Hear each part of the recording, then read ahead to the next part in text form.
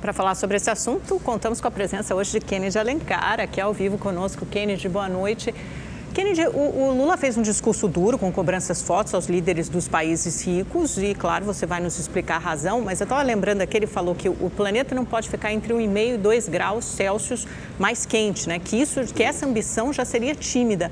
Mas um relatório da ONU, publicado há cerca de 10 dias, alertou que do jeito que estamos, caminhamos para um mundo 3 graus Celsius mais quente até o final do século, na comparação com o período pré-industrial. Quer dizer, é muito pior. Ô Amanda, boa noite para você, boa noite Augusto. Obrigado, Augusto, bom estar com vocês aqui. Boa noite para quem está nos assistindo.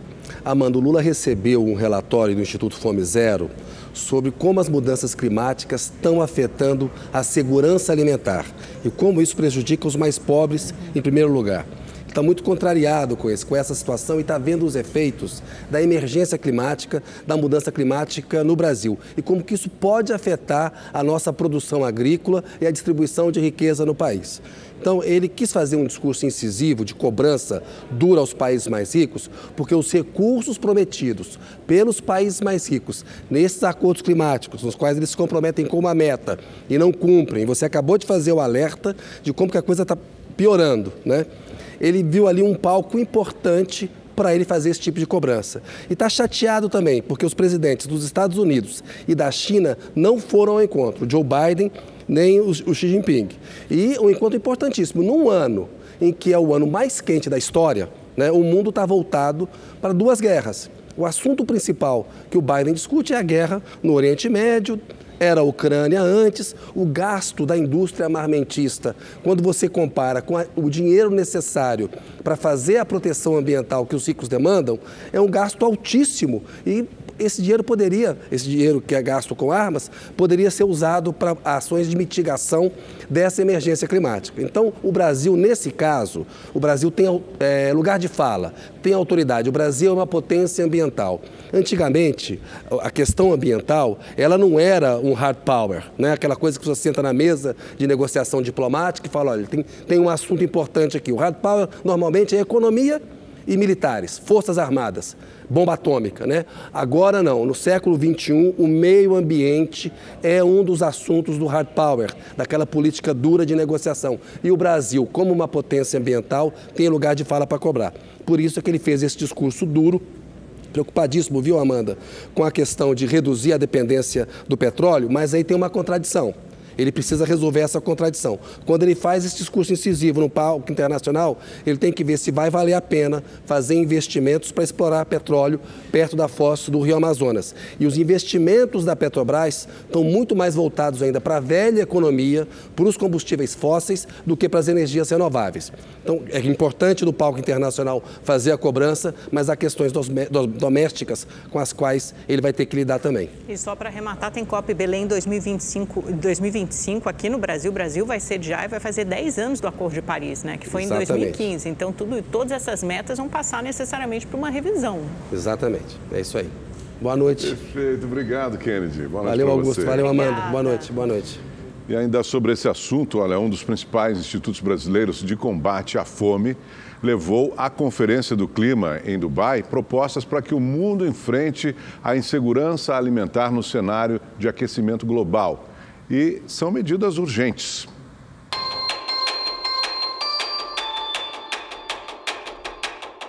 Num planeta que ferve, o alerta vem do Brasil, um dos maiores produtores de alimentos do mundo. O manifesto lançado pelo Instituto Fome Zero afirma que se o aquecimento global não for interrompido, o impacto vai resultar em consequências drásticas para a disponibilidade de alimentos e nutrição adequada. O texto cita várias ameaças das mudanças climáticas, como áreas agrícolas e pecuárias atuais que vão se tornar inadequadas para o cultivo de alimentos e a criação de animais. A remoção de insetos polinizadores, provocando a queda na produção de frutas, nozes, sementes e outros vegetais. E o aumento da concentração de dióxido de carbono no ar, causando perdas de nutrientes, como proteína, ferro, zinco e algumas vitaminas, em grãos, frutas e hortaliças.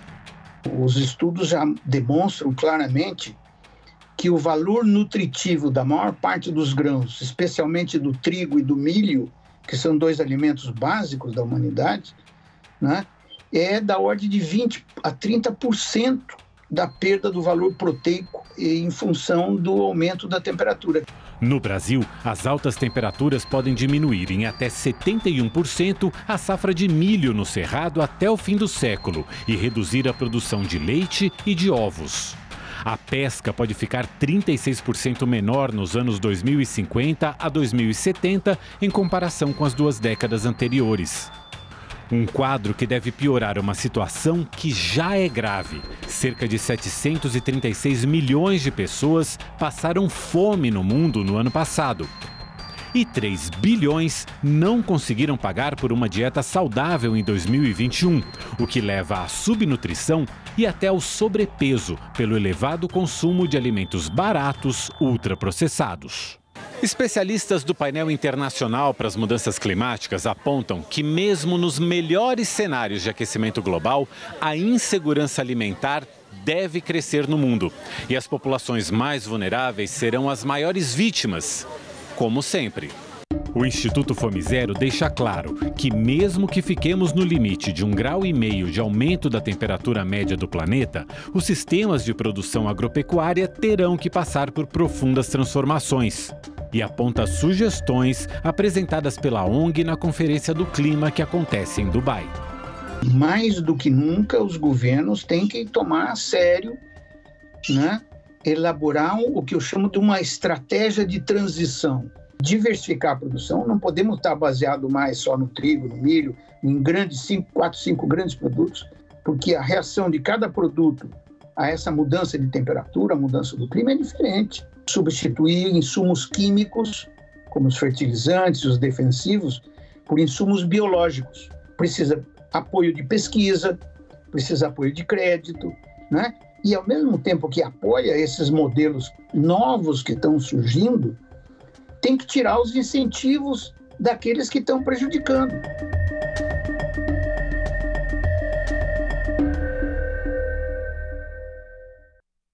O presidente da Petrobras, Jean Paul Prates, defendeu o ingresso do Brasil no OPEP+, grupo formado pela Organização dos Países Exportadores de Petróleo e os chamados produtores aliados. Segundo ele, o país poderá participar como observador, sem poder de voto. Assim, o Brasil não precisaria cumprir as decisões tomadas pelo grupo, como, por exemplo, o controle do preço do barril do petróleo feito através do sistema de cotas de produção.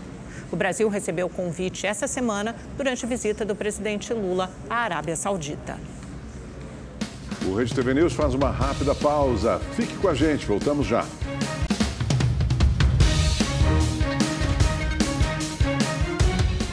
O governo federal reconheceu o estado de emergência em Maceió por causa do iminente colapso de uma mina da Braskem. Moradores de áreas não mapeadas pelos órgãos de fiscalização também começaram a sentir tremores dentro de casa. A situação está cada vez mais grave. Bairros inteiros desertos, casas abandonadas, hospital evacuado. Quem mora em Maceió está apreensivo com o futuro dos bairros Mutange, Pinheiro, Bebedouro, Farol e Bom Parto. Laís mora com a família no Farol. Ela já viu os móveis de casa se movimentarem durante tremores, mesmo estando numa região que não foi mapeada pelos órgãos de fiscalização. No fim da tarde eu senti um tremor, vi até a minha mesa balançar um pouco, só que eu moro no 6º andar de um prédio de uma área que em tese não correria risco, né? E achei que pudesse até ter sido uma impressão minha. Tempos depois a minha filha comentou comigo que deitada na cama como ela estava, ela também sentiu tremor. Toda a área afetada é vizinha da multinacional Braskem. A mineradora faz a extração de salgema, minério utilizado para a produção de soda cáustica e PVC. Em 2018, a Prefeitura de Maceió começou a registrar rachaduras nas paredes de casas próximas à mineradora. A Defesa Civil constatou: a extração de salgema gerou instabilidade do solo e colocou a vizinhança em risco. Desde então, 14 mil imóveis foram evacuados. Mais de 60 mil pessoas tiveram de abandonar suas casas. A situação vem se agravando a cada dia. Em 2019, saiu a primeira ordem para que os moradores abandonassem as casas. O prefeito decretou emergência. Segundo ele, uma cratera do tamanho do estádio do Maracanã pode se abrir a qualquer momento, o que seria a maior tragédia urbana do mundo. Nós disponibilizamos para aquelas pessoas que queiram sair dessas localidades, né, que não estejam confortáveis onde estão. Vale dizer que nós estamos também acompanhando toda essa movimentação, os equipamentos de interferometria que medem também qualquer tipo de afundamento ou subsidência. O Grupo de Apoio a Desastres da Defesa Civil Nacional já decretou uma movimentação de 50 centímetros nas últimas 24 horas. Antes, a média era de 18 centímetros por ano.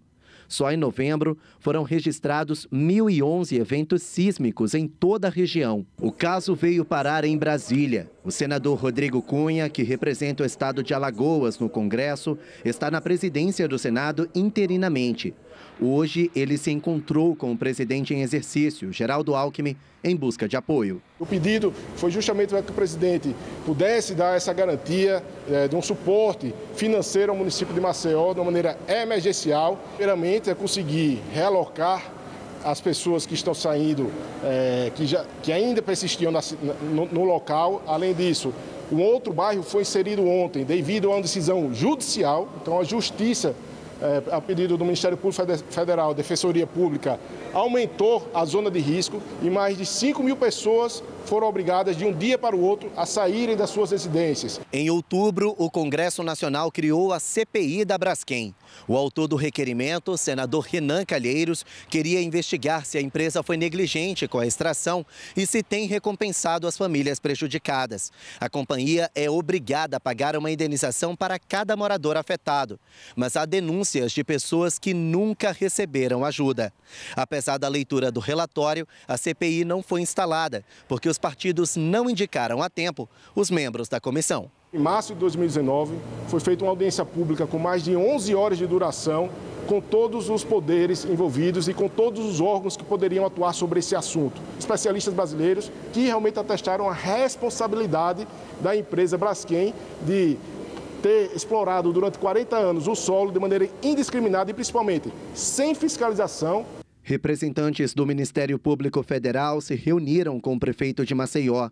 O MPF determinou que a Braskem e a Agência Nacional de Mineração monitorem o solo constantemente. A empresa também deve prestar apoio psicossocial às famílias afetadas. A gente não sabe de fato o que está acontecendo. A gente ouve falar que é o Mutange, as regiões ali adjacentes, mas a cada novo boletim que sai, uma área maior é atingida. E o governador de Alagoas, Paulo Dantas, solicitou uma audiência com o presidente em exercício, Geraldo Alckmin, para tratar da crise envolvendo esse possível colapso da mina da Braskem em Maceió. Por isso, vamos a Brasília conversar com a repórter Maria Ferreira, que tem mais informações. Oi, Maria, boa noite. Que situação surreal, né? Esse encontro entre o Dantas e o Alckmin já está marcado, governador e presidente em exercício? Tá marcado sim, Amanda. Boa noite para você, para o Augusto e a todos que nos acompanham. Essa reunião entre Paulo Dantas e Geraldo Alckmin está marcada para a próxima terça-feira, dia 5 de dezembro, e ela vai acontecer às 10 da manhã aqui no Palácio do Planalto, aqui em Brasília. O Paulo Dantas também disse que o presidente Lula conversou com ele, entrou em contato hoje com ele e que eles devem se reunir assim que o presidente retornar da COP28. Bom, em nota, a mineradora Braskem diz que está monitorando a situação e que a parte mais grave está concentrada ali na área da mina 18, que fica localizada no bairro do Mutange. Segundo esses dados de monitoramento, de acordo com o que a empresa disse, essa área pode se acomodar de forma gradual até estabilizar ou se acomodar de forma abrupta, que no caso é essa cratera abrir de uma só vez. Hoje, o presidente da Câmara dos Deputados, Arthur Lira, que é de Alagoas, disse que pediu ajuda ao governo federal, que deve anunciar novas medidas nos próximos dias. Vamos ouvir o que ele disse. Já foi pedido ao governo, através da minha conversa com o presidente Alckmin, através de medida provisória, que nós possamos discutir com a Prefeitura para ver como o governo federal pode ajudar Maceió neste momento. Casas populares, construção de moradias, rearrumação de área, ver quais são os outros impactos que isso vai trazer na vida do maceiense. Hora de saber como fica o tempo em todo o Brasil. Está aqui com a gente o Igor Silveira, que vai nos mostrar, né, Igor? Boa noite para você. Boa noite, Augusto. Boa noite, Amanda. Boa noite para você que está em casa. Olha, o primeiro final de semana de dezembro vai ser quente, mas tem previsão de chuva em algumas regiões. No sul, por exemplo, apesar do dia abafado, uma frente fria vai ser a responsável pela chuva, tanto no sábado quanto no domingo nos 3 estados. Agora, quem estiver em São Paulo vai aproveitar tempo quente, abafado, ensolarado e o melhor, sem previsão de chuva.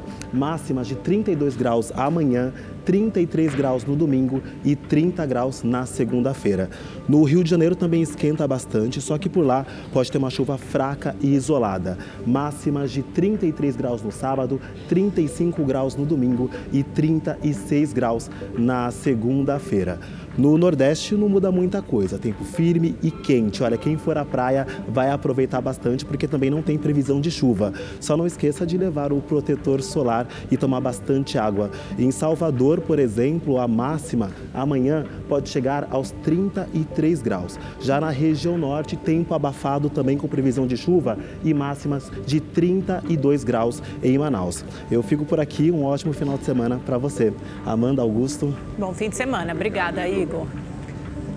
A polícia do Rio de Janeiro procura por um estelionatário suspeito de enganar pelo menos 14 pessoas. Ele vendia carros, recebia os pagamentos, mas não entregava os veículos. Foram 2 meses de negociação. Késia pensou que havia comprado um carro para fazer entregas depois de encontrar uma oferta atrativa. Mas o que ela não imaginava é que tinha caído em um golpe. Passei o dinheiro para ele e ele ficava me enrolando na hora de entregar o carro. Tinha que fazer uma vistoria, tinha que fazer uma coisa e outra. Depois ele começou a colocar as coisas pessoais dele no meio e só para ir ganhando tempo e não entregou o carro. E depois me bloqueou. Késia é apenas uma das 13 pessoas que dizem ter sido enganadas por André Lobo Pereira. A Polícia Civil investiga o caso. O golpista trabalhava em 2 lojas nesta rua, que fica na Vila Valqueire, zona oeste do Rio. Ele oferecia aos clientes cartas de crédito contempladas em nome de uma empresa de consórcio. As vítimas assinavam um contrato falso e efetuavam o pagamento diretamente para o estelionatário. Em seguida, ele ficava incomunicável e os compradores no prejuízo. Com Brenda, o golpista agiu diferente. Ela estava vendendo um veículo e André entrou em contato, se oferecendo para intermediar o negócio. Eu perdi R$ 827 para o André. A minha suspeita foi levantada porque ele argumentou que esses pagamentos seriam para suposta aprovação, né, que a financeira precisava fazer para esse veículo ser aprovado e vendido. Então, com isso, eu parei de responder as mensagens que o André me mandava, bloqueei ele e fiz um boletim de ocorrência. Casos como esse têm se tornado frequentes e especialistas alertam para os cuidados necessários antes de realizar uma negociação. A primeira coisa que você precisa fazer é entrar em contato com esta empresa, justamente para saber se aquele contrato é válido. Não se deve nunca depositar em conta de pessoa física, sempre de pessoa jurídica, para que, a partir daí, se eventualmente tiver algum erro ou algum equívoco, essa empresa possa se responsabilizar por todos os seus prejuízos. O dono da loja usada para aplicar o golpe também registrou o caso na polícia. Ele disse que André trabalhou na empresa por apenas 2 dias e que não sabia dos crimes. Depois do prejuízo de R$30 mil, Késia está trabalhando com um carro alugado e até hoje lida com o abalo emocional por ter sido enganada. Você está querendo crescer na vida, ter um carrinho para te atender e de repente vem um indivíduo desse e leva o teu sonho. A Procuradoria-Geral da República recomendou ao Supremo Tribunal Federal a abertura de inquérito para investigar o deputado federal André Janones do Avante de Minas Gerais. A suspeita é que ele tenha se envolvido em uma prática de rachadinha, quando um político cobra a devolução de parte do salário de assessores. A decisão assinada pela vice-procuradora-geral da República, Ana Borges Coelho, diz haver indícios suficientes sugestivos da prática de delitos, como associação criminosa e peculato. Janones nega as acusações e afirmou que iria abrir mão de seus sigilos bancários, fiscal e telefônico.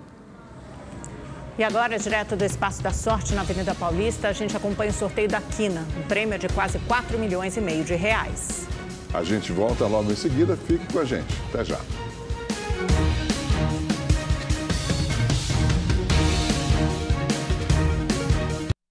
A Anvisa decidiu abrir uma consulta pública para revisar a proibição de cigarros eletrônicos no Brasil.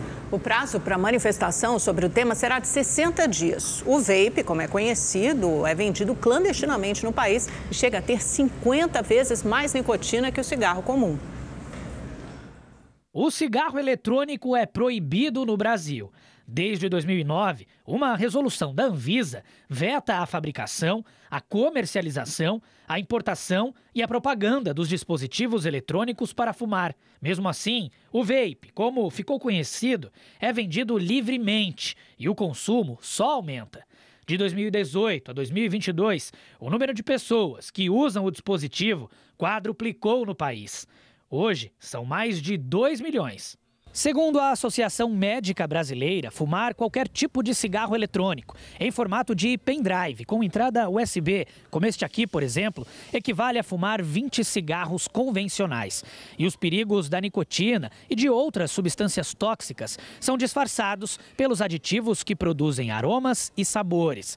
E os estragos provocados no organismo muitas vezes só são conhecidos quando os fumantes vêm parar aqui, no hospital. Você está jogando vapor de água com substâncias químicas a centenas de graus dentro da sua árvore respiratória. Então, você está queimando a sua traqueia, o seu pulmão por dentro, tá?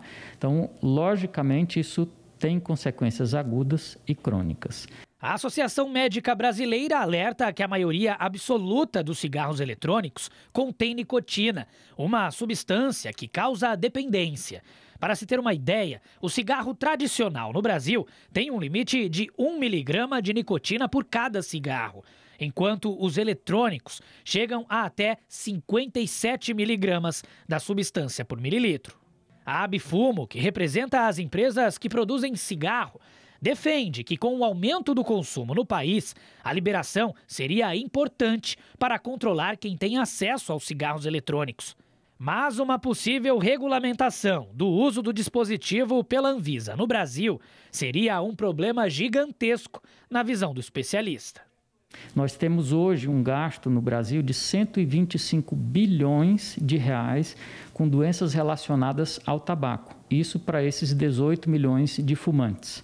Então, imagina o gasto em saúde que não vai ter também para a gente tratar uma geração inteira de pessoas com problemas pulmonares decorrentes de cigarro eletrônico, quando isso se massificar ainda mais, caso a gente venha regulamentar isso no Brasil. Uma rápida pausa, já voltamos com mais informações para você. O Congresso deve votar na próxima semana o plano plurianual que planeja os investimentos no país nos próximos 4 anos. O texto foi elaborado com a participação da sociedade. Os números são gigantescos e os desafios maiores ainda. O PPA, Plano Plurianual, prevê investimentos de mais de 13 trilhões de reais entre 2024 e 2027, num país onde, segundo o IBGE, mais de 46 milhões de pessoas têm algum grau de pobreza. O investimento é 30% maior que toda a riqueza que o Brasil produziu no ano passado. A proposta prevê ainda a definição de 62 indicadores das mais diversas áreas para garantir que esses valores sejam usados de forma correta. Pense na construção de um país como a de uma casa. Todo mundo quer uma obra robusta, bonita e rápida. Mas não dá para sair subindo parede, assentando azulejo, puxando fio. É preciso cumprir etapas. Primeiro vem o alicerce, depois a estrutura e só então o revestimento e o acabamento. E para tudo isso é preciso um projeto. O Plano Plurianual é o projeto de construção do país por 4 anos. É nesse projeto que serão indicados os setores que precisam de investimentos e os programas prioritários. Para o próximo período, o plano tem algumas novidades. Os recursos serão aplicados de acordo com 3 eixos: desenvolvimento social e garantia de direitos, desenvolvimento econômico e sustentabilidade e defesa da democracia e reconstrução do Estado e da soberania. Haverá indicadores-chave e cada um terá intervalo de meta. A taxa de extrema pobreza, por exemplo, é um indicador-chave que deverá ter como metas uma redução mínima de 20,3% ou, a ideal no período, de 54,7%. E o tema dos indicadores é fundamental porque você tem uma previsão, uma diretriz para o próximo período. Mas que indicadores nós temos? Então, nós temos que ter, para poder enfrentar a questão climática, nós temos que ter um indicador que coloca métricas para diminuição do desmatamento no país. Nós precisamos combater o tema da pobreza, então tem que ter metas para diminuir a pobreza. Nós precisamos gerar emprego nesse país, então tem metas. A cada ano, quantos empregos mais nós vamos estar gerando. Nós temos uma diferença entre os ricos e pobres, então essa distância é muito grande. Nós temos que aproximar, diminuir essa distância. Então tem metas nesses indicadores chaves que são colocados. A participação social também é uma grande novidade neste PPA. Lembra do exemplo da casa? Pois é, o ideal é que na hora de fazer o projeto, a pessoa que vai morar participe para dizer onde precisa de mais espaço, de mais luz. No caso do plano, foram realizados 3 fóruns e dezenas de plenárias, onde mais de 34 mil pessoas apresentaram propostas. Este é o CRAS, Centro de Referência de Assistência Social. Ele é a porta de acesso daqueles que mais precisam a serviços de atenção básica, como Bolsa Família e o benefício de prestação continuada. Cada centro deste pode evitar que dezenas ou até centenas de pessoas cheguem à condição de vulnerabilidade. Só que em todo o país existem pouco mais de 8 mil centros e muitos ainda têm problema de infraestrutura. Por isso, o Afonso sugeriu, no plano plurianual, melhorar esse atendimento, não é isso, Afonso? Sim, no plano plurianual participativo, né, os movimentos populares, eu estava representando a CMP, que é um dos movimentos, propôs fortalecer a rede de atenção psicossocial integrada à rede de assistência social no DF, para que possa funcionar de forma plena e acolha, né, aquela demanda que tem crescido muito aqui no Distrito Federal. E essa participação popular ainda deverá ajudar a fiscalizar a execução do plano, que passará a ser feita ano a ano para facilitar que as metas sejam cumpridas. Hoje nós fizemos um plano plurianual de 4 anos e daqui a 4 anos vamos avaliar se cumpriu ou não cumpriu. Não, não pode ser assim. Isso é um PPA de ficção. Nós temos que, a cada ano, combiná-lo com a LDO, combiná-lo com a PILOA, que é orçamentária, combiná-la com as iniciativas do PAC, e o próprio governo vai ter um site a cada ano de avaliação do que ele fez no ano com os seus indicadores, vai enviar ao Congresso Nacional, a Comissão Mista do Orçamento vai participar e vai ter o olhar da sociedade. É uma nova cultura em relação ao nosso PPA. São Paulo recebe até domingo a Expo Favela. Mais de 200 empreendedores de comunidades de todo o Brasil apresentam projetos inovadores nas áreas de saúde, beleza e sustentabilidade. E esse ano com uma novidade, um espaço especialmente criado para empreendedores da África que vivem no Brasil. Nesta feira, os desafios de viver nas favelas do Brasil são vistos como uma porta de entrada para as oportunidades. A Expo Favela discute empreendedorismo dentro de espaços onde habitam mais de 17 milhões de brasileiros. Uma das palestrantes é a Viviane Cravo de Almeida, da Zona Norte de São Paulo. Olha, como eu tive muitas portas fechadas, com 3 filhos, então eu tive que abrir o meu próprio caminho. A Expo Favela é um local onde a gente faz a conexão entre os empreendedores da favela com os investidores do asfalto. O que isso significa? A gente faz a ponte, a gente conecta e a gente apresenta essas pessoas. Negócios como este dão um tapa no visual de mulheres das comunidades e depois convidam para uma atividade empreendedora. Eu acho interessante, eu tenho interesse em fazer algo relacionado à moda. Tipo o que, por exemplo? Roupa feminina. A ideia é promover a troca de experiências entre empreendedores das comunidades, com foco na inovação e nos negócios. Mas uma das novidades esse ano é a presença de africanos que moram no Brasil. Eles trouxeram um pouco da riqueza do folclore, da arte, da cultura e até da moda, como esse barraná, esse chapeuzinho aqui lá do Senegal e a camisa, que é lá do Benin.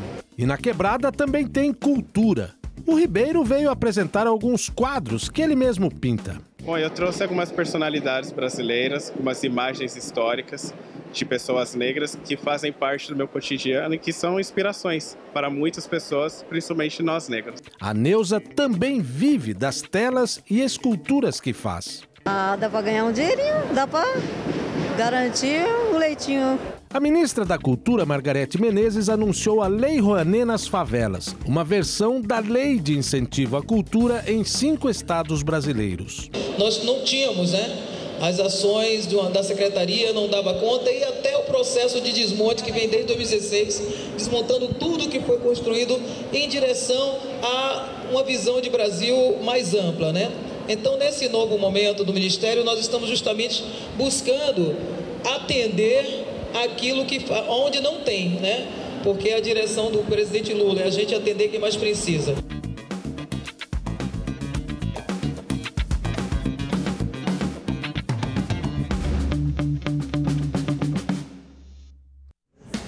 O Rede TV News fica por aqui. Muito obrigada pela sua companhia, pela sua audiência. Amanhã tem mais, só que um pouquinho mais tarde, a partir das 9h30 da noite. Uma ótima noite e até lá. Obrigado pela sua companhia. Boa noite.